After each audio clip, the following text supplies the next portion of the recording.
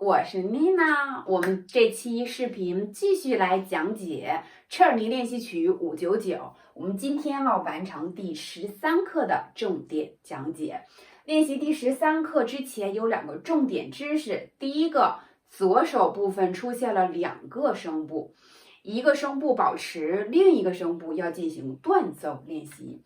第2个重点知识就是右手部分的连线以及连和断之间的连接。我们首先来看第一个小的重点，左手4指保持住，按住4拍哆，上边要进行1指、2指要完成咪和嗦的断奏练习，1、2、3这样去做。咱们再来看第1行的第3、第4小节是一个练习的重点，在保持的这个声部上有一个连线，我们就要做到这2个保持声部，这2个音一定是无缝连接的。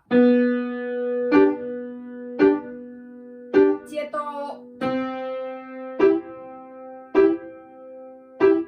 我们接下来看第2个练习重点。右手部分的小的连线，每一个连线之后，我们都要做一个呼吸。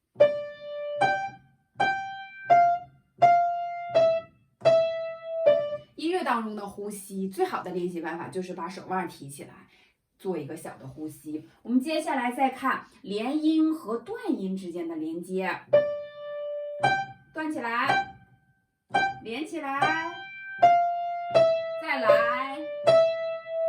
断，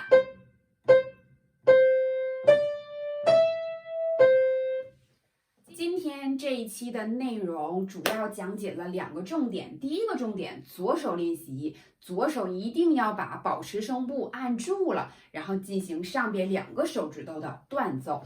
第2个就是右手部分的连奏和断奏，希望同学们在课下能够多多的练习。今天的内容就说到这儿，我们下次再见，拜拜。